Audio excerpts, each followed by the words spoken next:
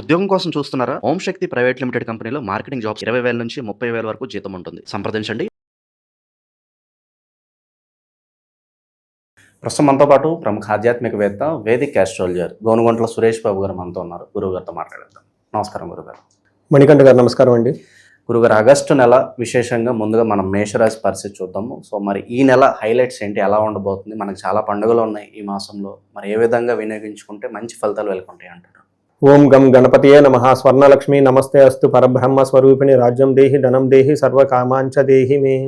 August మంత్లో ప్రతి ఒక్కరికి స్వర్ణలక్ష్మి అమ్మవారు, మన రాబోయేది కూడా శ్రావణ మాసం లక్ష్మీ అమ్మవారికి సంబంధించిన మంత్ కాబట్టి ప్రతి ఒక్కళ్ళకి ఒక అధికారాన్ని, లీడర్షిప్ని, నాయకత్వ లక్షణాలు ఇవ్వాలని, ప్రతి ఒక్కళ్ళకి సమృద్ధిగా ధనం ఇవ్వాలని, ప్రతి ఒక్కళ్ళు ప్రతి నిమిషం ఆనందభరితంగా ఉత్సాహంగా ఉండాలని, అంతేకాకుండా సర్వకామాంచ సిద్ధి, వాళ్ళ మనసులో ఎలాంటి ధర్మబద్ధమైన కోరికలున్నా అమ్మవారు ఇమ్మీడియట్గా నెరవేర్చాలని చెప్పేసి మనం కోరుకుంటూ ఆగస్టు మంత్ యొక్క విశిష్టత, అందులో ఉన్న 12 రాసుల యొక్క విశిష్టత ఏంటో మనం చూసుకుందాం.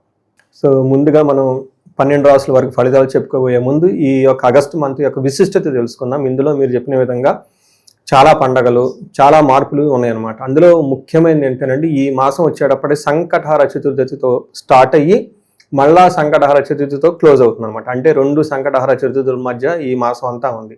ఇందులో ముఖ్యంగా 2-3 ఉన్నాయండి, అందరూ తెలుసుకోవాల్సింది. ఒకటి వచ్చేటప్పటికి మనకి ఇందులో శ్రావణ మాసం స్టార్ట్ అయిపోతుంది. ఎప్పుడైతే శ్రావణ మాసం స్టార్ట్ అవుతుందో వరలక్ష్మి వ్రతం, శుక్రవారాలు ఇవన్నీ చేసుకుంటూ ఉంటాం. నెక్స్ట్ గురు మోఢ్యమి అని నడుస్తూ ఉందండి. అది ఆ రోజుతో అయిపోతుంది, 12వ తారీఖుతో అయిపోతుంది. అంటే శ్రావణ మాసం రేపనికి ఈ రోజుతో మోడం కూడా అయిపోతుంది. అక్కడ నుంచి అన్ని మంచి ముహూర్తాలు ఉంటాయి, చక్కగా అన్ని చేసుకోవచ్చు. తర్వాత వరలక్ష్మి వ్రతం వచ్చేటప్పటికి 21వ తారీఖు జరుగుతుంది. 28వ తారీఖు రాఖీ పండుగ, రాఖీ పౌర్ణమి అని చెప్తారనమాట. ఇవి మేజర్గా ఉన్నవి. మనకి ఆ రోజు జంజాలు కూడా మార్చుకుంటూ ఉంటాం. మేజర్గా ఉన్న పండగలు, ఫెస్టివల్స్ అని చెప్పుకోవచ్చు. ఇంతేకాకుండా జ్యోతిష శాస్త్రం ప్రకారం గ్రహాలు వచ్చేటప్పుడు 4 గ్రహాలు మారుతున్నాయి. జనరల్గా 2 గ్రహాలు 3 గ్రహాలు మారుతూ ఉంటాయి. కానీ ఈసారి ఆగస్టు మంత్లో 4 గ్రహాలు మారుతూ ఉన్నాయి. అందులో ఏంటి, శుక్రుడు, కుజుడు, బుధుడు, తర్వాత వచ్చేటప్పటికి శుక్ర, కుజ, బుధ, సూర్య 4 గ్రహాలు మారుతూ ఉన్నాయి. ఈ 4 గ్రహాల యొక్క ఇంపాక్ట్ ప్లస్ శ్రావణ మాసం ముఖ్యమైన పండుగలన్నీ ఉన్న ఈ యొక్క శ్రావణ మాసంలో లేదా ఆగస్టు మంత్లో ఎలా ఉందో మనం తెలుసుకుందాం. ఒక్కొక్క రాశి వారికి వాళ్ళ యొక్క ఇంపాక్ట్. సో ముందుగా మనం మేషరాశి చూసుకుంటే, మేషరాశి వారికి ఈ మంత్ చాలా తటస్థంగా ఉంటుందండి. అంటే ఇటు పక్కన ఆపర్చునిటీస్ ఉన్నాయి, ఇటు పక్కన కొంచెం ఛాలెంజెస్ కూడా ఉన్నాయి. దానితో పాటు వీళ్ళకి ఏలినాటి శని నడుస్తూ ఉంది కాబట్టి వీళ్ళకి ఇండివిడ్యువల్గా జాతక చక్రం చూపించుకోవడం చాలా చాలా ముఖ్యం. ఎందుకంటే ఏలినాటి శనితో పాటుగా వాళ్ళ యొక్క దశలు, అంతర్దశలు సరిగా లేకపోతే ఇంకా ప్రాబ్లం ఎక్కువ అవుతుంది. ఇంకొక రెండవ ముఖ్యమైన విషయం ఏంటంటే, ఈ రాశితో పాటు వీళ్ళ ఇంట్లో కనుక మేషరాశి, కుంభరాశి, సింహరాశి, ధనుసు రాశి వాళ్ళు ఎవరైనా కనుక ఫ్యామిలీ మెంబర్ ఉంటే ఇంకా ప్రాబ్లం అధికమయ్యే విధంగా ఉంటుంది. దానికి తోడు వీళ్ళకి ఏలినాటి శని కూడాను కొంచెం బాగా టఫ్ అయిన పొజిషన్లోకి వెళ్తూ ఉన్నారు. అంటే రీసెంట్గా నాకు కాల్స్ రావడం కూడా ఎక్కువగా స్టార్ట్ అయినాయండి. బట్ అది ఓవరాల్ సినారియో. బట్ ఈ మంత్ చూసుకుంటే వీళ్ళకి చాలా తటస్థంగా ఉంటుంది. ఒక పక్కన ఈక్వల్గా ఆపర్చునిటీస్, ఈక్వల్గా ఛాలెంజెస్ ఉంటాయని మనం గమనించాలి. సో ఇందులో మనకేం చెప్తారంటే లఘు గోచారం, సూక్ష్మ గోచారం ప్రకారం అది చెప్పుకోబోయే ముందు ఇందులో ఉన్న నక్షత్రాలు, తర్వాత లెటర్స్ చూద్దాం. ఇందులో ఉన్న అశ్విని 1, 2, 3, 4 పాదాలు, భరణి 1, 2, 3, 4 పాదాలు, కృతిక ఫస్ట్ పాదం అంతా ఉంటుంది. పేరు బలం బట్టి మనం చూసుకుంటే వీళ్ళకి చూ, చే, చో, లాలీలులో ఆ అన్న అక్షరాలు మనకి పేరు బలం ప్రకారం వస్తాయి. ఇందులో గ్రహాలు చూసుకుంటే మనకి సూర్యుడు వచ్చేటప్పటికి ఆగస్టు 17న, బుధుడు 5న, తర్వాత శుక్రుడు ఆగస్టు 1, కుజుడు ఆగస్టు 2న మారుతూ ఉన్నారు. ఈ యొక్క గ్రహాల యొక్క స్థితిని బట్టి మనం చూసుకుంటే వీళ్ళకి ఎలా ఉందంటేనండి 50-50గా ఉంది. ఎక్కడ ఎలా ఉంటుంది, మనకి లఘు గోచారము, సూక్ష్మ గోచారం ఒక కాన్సెప్ట్లో చూసుకుంటే వీళ్ళకి ఫస్ట్ మానసికంగా బాగా టెన్షన్ గురవుతూ ఉంటారు. తర్వాత ధనలాభం వచ్చే అవకాశం ఎక్కువగా ఉంటుంది. ధనం విషయంలో కొంచెం మళ్ళీ అగైన్ 2 times ధనం వచ్చే అవకాశం ఉంటుంది. అనుకోని విధంగా ప్రాబ్లమ్స్ వచ్చేస్తాయి, విపత్తి, ట్రబుల్స్ వచ్చేస్తాయి అని మనం చెప్పుకోవచ్చు. అంటే ఏ ప్రకారంగా చూసుకున్నా సూర్యుడు, శుక్రుడు కొంచెం ఇబ్బంది పెడుతున్నా ధనం విషయంలో బాగుందని మనం చెప్పుకోవచ్చు. అయితే వీళ్ళకు మనకి గ్రహస్థితిని బట్టి చూసుకుంటే చాలా తటస్థంగా ఉంటుంది. అంటే ఇది చాలా మిక్స్డ్గా ఉంటుంది, ఎవరికి ఎలా ఉంటుందో చెప్పలేము అన్న ఒక పరిస్థితి అయితే ఖచ్చితంగా ఉంటుంది. బట్ ఏదున్నా కానీ ఒక తటస్థం, పెద్దగా ఎక్కువగా మార్పులు చేర్పులు ఉండవు అని మనం చెప్పుకోవచ్చు. ఇందులో భాగంగా ఏం చేస్తుంటే సూర్యుడు కనుక 5వ స్థానంలో ఉంటే ఏమవుతుందంటే ధన ప్రవాహం ఖచ్చితంగా వస్తుంది.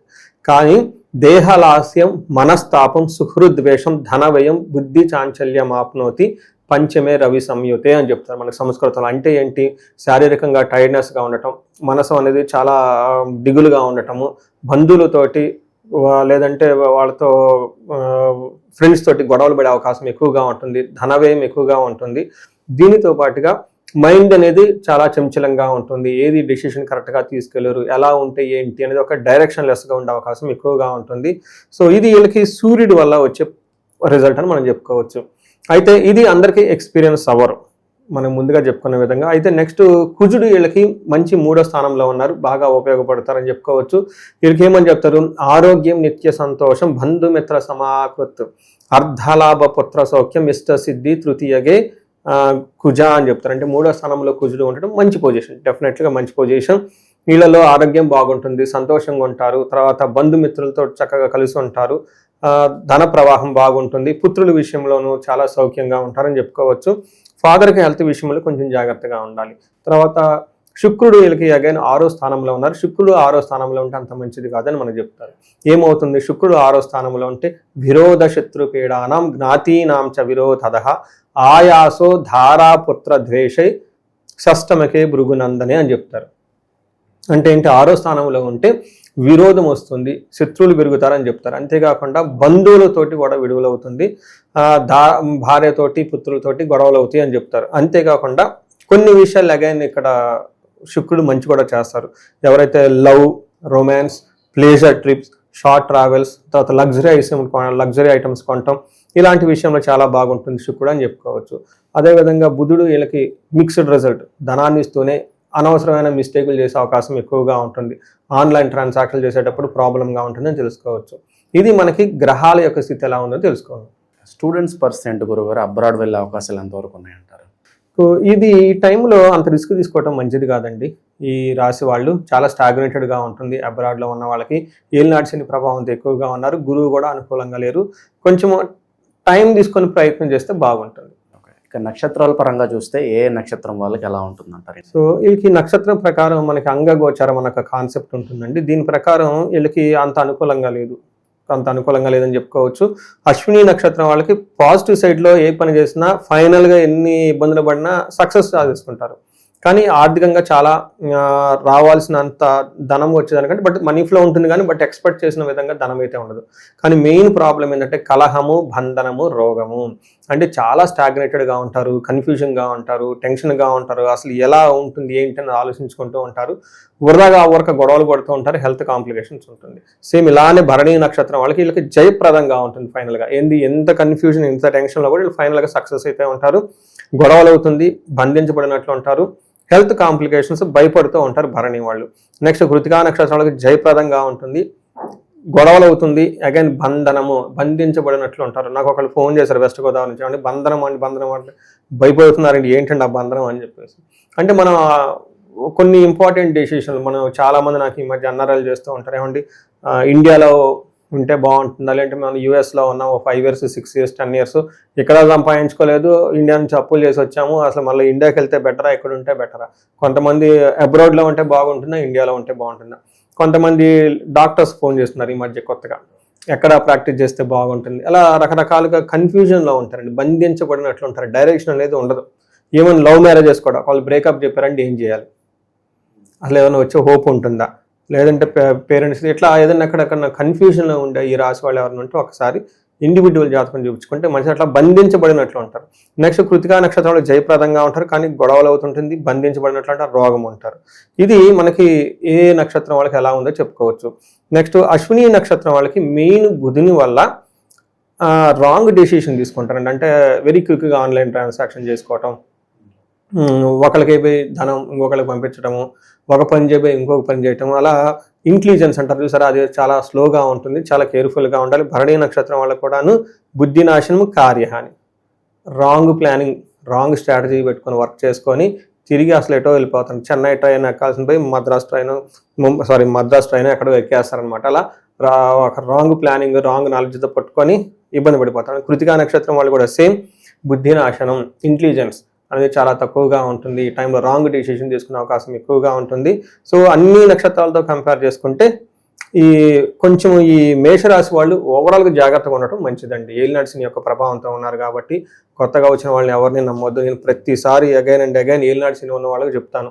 రీసెంట్గా ఒక స్టోరీ, ఎవరో జాతకం చెప్పించుకున్నారు, ఏమంటే మీ ప్రిడిక్షన్ రాంగ్ అని మెసేజే పెట్టేశారు.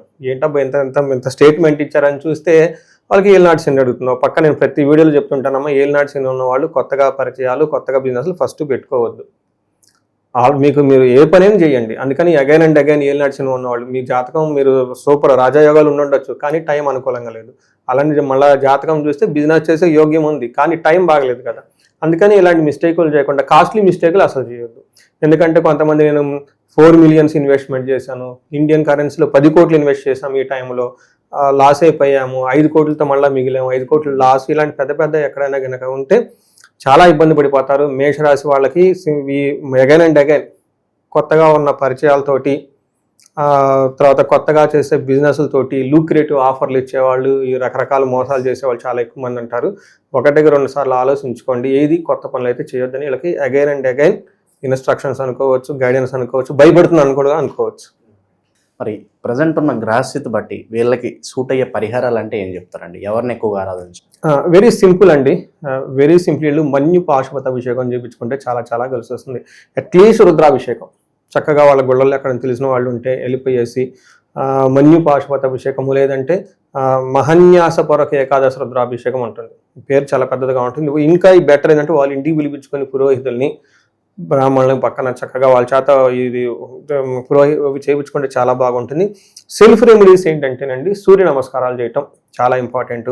వాటితో పాటు సూర్య అష్టకం అని ఉంటుంది, దీన్ని రెగ్యులర్గా చదువుకోవడం చాలా ఇంపార్టెంట్. శుక్రుని వల్ల తులసి చెట్టును పూజించటం, తర్వాత లక్ష్మీదేవి అమ్మవారిని మనకు చాలా మహాలక్ష్మి అష్టకం చాలా జరుగుతుంటుంది, ఏదో ఒక మంత్రాన్ని చెప్పించడం, ఇవి చేస్తూ ఉంటే వీళ్ళు రాసి వాళ్ళు కొంచెం లేడీస్తో జాగ్రత్తగా, అంటే ఏమంటారు, కొంచెం ఆలోచించి మాట్లాడాలన్నమాట.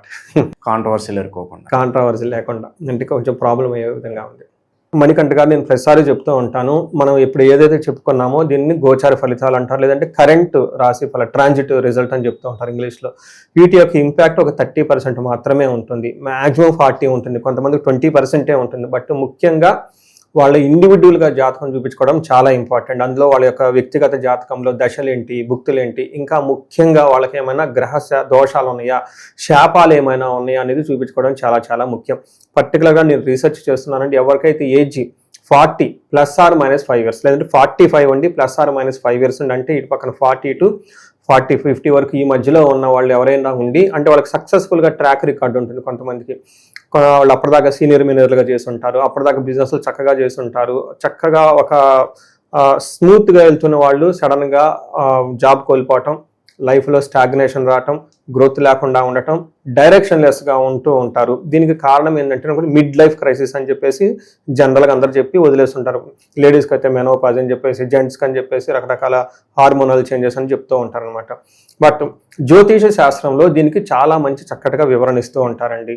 అంటే మనకు ఒక్కొక్క దశలో కొన్ని అరిష్టాలు ఇలా రకరకాలు వస్తూ ఉంటాయి. బట్ ఈ టైంలో ఈ ఏజ్లో కనుక ఎవరికైనా ఇలా ఉంటే దానికి వాళ్ళకి శాపాలు అని ఉంటాయి. రకరకాల శాపాలు అంటే మాతృశాపం, పితృశాపం, సర్పశాపం, అంతేకాకుండా గ్రహ దోషాలు అని ఉంటాయి అనమాట. కాలసర్ప దోషం అని, తర్వాత త్రిపిండి దోషం అని, చాలా మందికి తెలవదా ఉన్నాయి అనుకుని కూడా. బట్ దాని సింబాలిక్ ఏంటంటేనండి, అప్పటిదాకా సక్సెస్ఫుల్గా ఉన్న వీళ్ళు సడన్గా గ్రోత్ లేకుండా ఆగిపోతారు, డైరెక్షన్ లెస్గా ఉంటుంది, ఏం చేయాలో అర్థం కాదు, కన్ఫ్యూజన్లో ఉంటారు. ఇలాంటి వాళ్ళు ఎవరైనా కనుక ఉంటే ఒక్కసారి ఇండివిజువల్గా జాతకం చూపించుకోవడం చాలా ముఖ్యం.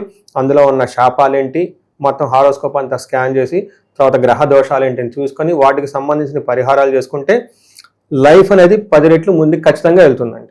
నేను ఎప్పుడైతే ఇలా స్టేజ్ స్పెసిఫిక్గా చేయటం స్టార్ట్ చేశానో చాలామంది ఇండివిజువల్గా చూపించుకుంటూ ఉన్నారు. అంటే అది మాకు తెలవదండి, నిజమా అండి అని. మళ్ళీ నేను చెప్తున్నాను అంటే గూగుల్ చేసుకోండి, చాట్ జీపీటీ చేసుకోండి, డోంట్ బిలీవ్ ఎనీథింగ్ బ్లైండ్లీ. ఉన్నది లేదు ఫస్ట్ మీరు కన్ఫర్మ్ చేసుకోండి. First opinion, second opinion, third opinion చూసుకోండి, ముందు అర్థం చేసుకోండి, ఇది రీజన్. ఆ తర్వాత పరిహారాలు కూడా ఈ రోజులో చాలా సింపుల్. ఇంత ముందుతో కంపేర్ చేస్తే చాలా రేట్ వైజ్ కానివ్వండి, చేసే యాక్సెస్ టెక్నాలజీ కానివ్వండి చాలా ఈజీగా చేసుకోవచ్చు. అలా ఇలా మనం చెప్పుకున్నట్లు ఎవరైనా కనుక ఏజ్ బ్రాకెట్లో ఉండి సడన్గా కనుక స్టాగ్నేషన్గా ఉంటే ఒకసారి ఇండివిజువల్ హారోస్కోప్ చెక్ చేసుకొని మీరు అందరూ చక్కగా జీవితంలో 10 రెట్లు ముందుకు వెళ్ళాలని చెప్పేసి నేను కోరుకుంటున్నాను. ఓవరాల్గా మేషరాశి పరిస్థితి ఈ నెల ప్రత్యేకంగా ఎలా ఉండబోతుందో మంచి విశ్లేషణ అందించేస్తాను. ధన్యవాదాలండి.